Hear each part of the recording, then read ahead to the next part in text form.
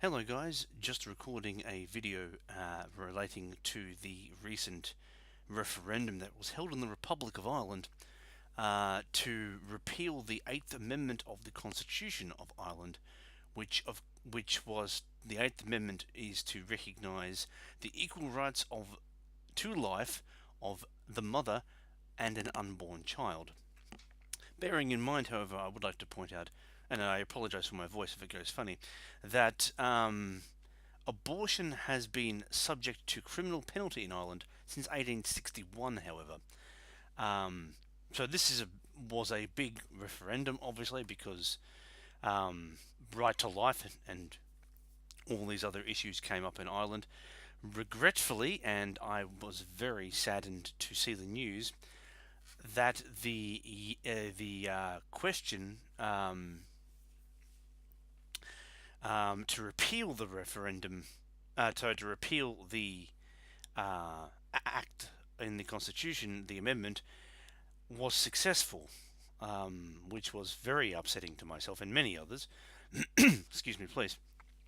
With the yes vote receiving 66.4% of the vote and the no vote receiving 33.6%. This isn't good. In all honesty, I was obviously campaigning for pro-life because I'm a Christian. And that brings me to a point in a minute as well. But I was obviously pro-life for the protection of the unborn child.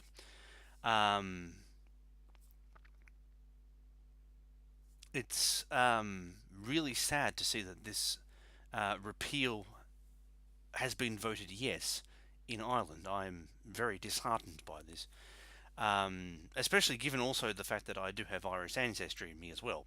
For those of you who may not know, my paternal line in my family comes from Ireland. In fact, my surname is pretty much the Irish surname that my ancestors had. And for this to have happened is not really good. I'm not happy with it, to be honest. And given, of course, Ireland is a traditionally Catholic country.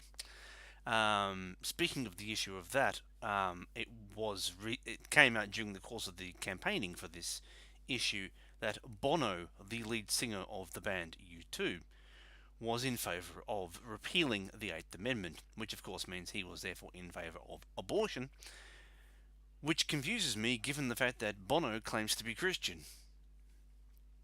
This puts his stance for abortion puts him at odds with his faith and belief as a Christian, in my view. I am also a Christian, it's widely known, and I am certainly for the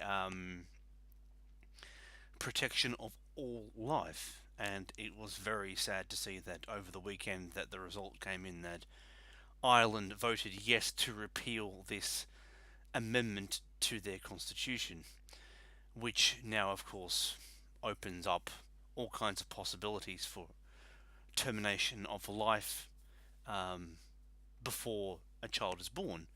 Which brings me to a point. As you can see, there's a graphic to my left, that's left, yes,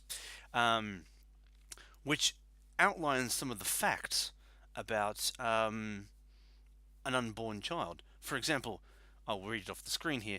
At 18 days, a baby's heart is beating in only 18 days.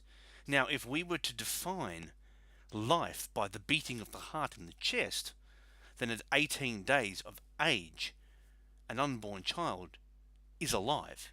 It is a life form. It is a human. And therefore, should it not have the right to exist and to live? At 42 days, brainwaves are detected. The brain is starting to function in this unborn child. At 52 weeks, the unborn child can hiccup and yawn. That's quite cute. In the womb, at 8 weeks of age, an unborn child has all of its organs functioning at 8 weeks. Is it right to terminate this unborn child's life at 8 weeks? At 9 weeks, it has these things: fingerprints.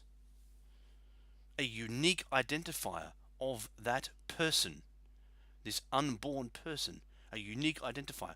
No sets of fingerprints in humanity are identical. This unique individual, this precious little life, has his or her own fingerprints at 9 weeks. At 10 weeks, and this is the crunch point. At 10 weeks, an unborn child can feel pain. They can't express that they can feel pain. Obviously, they don't have language until 1 year after birth or thereabouts. But they can feel pain. So, if you were to terminate this baby at 10 weeks, it would feel pain of being killed, being murdered, if you want to go that far and say that. And at 12 weeks, the little unborn baby can smile. Isn't that so nice? So, realistically, with all these facts presented to us, are we still comfortable in our moral mindsets of saying yes to repealing the Eighth Amendment in Ireland? Given that, at 10 weeks, an unborn child can feel pain. I'd leave that question there with you, with these facts now presented, that an unborn child, is it alive? Yes. Yes, it is. Plain and simple. As plain as the sky is blue and the sun comes up in the morning. An unborn child is alive. It can feel pain. It has a heartbeat at 18 days. It has brain wave activity at 42 days. It is most definitely alive and therefore has the right to live. Just the same as I have, just the same as anyone else has who has been born. An unborn child has the right to live. On that note, however, I would like to end on a positive note, because obviously this has been a rather heavy thing to have brought to people's attention. That, excuse me, today on Twitter I saw a very heartwarming tweet, and I would like to share the details of it with you without obviously saying who it was. But I was scrolling through my Twitter feed and I happened to see a post by a young woman, possibly in her early to mid-20s, I would guess at an age.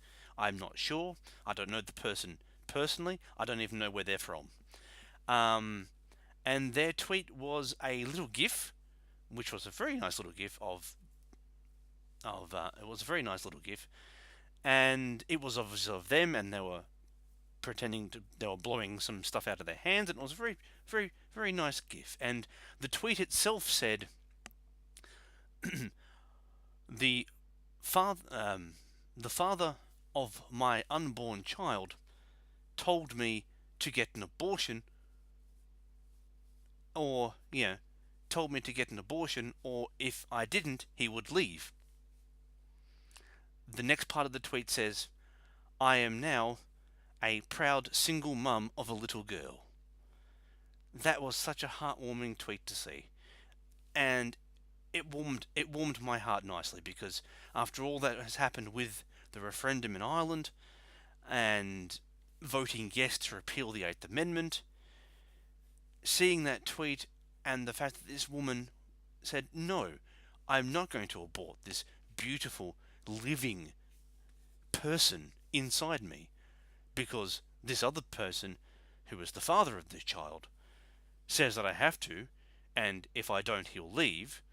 She chose the child, the unborn child who is now born and alive, over the father of the child who wanted it terminated.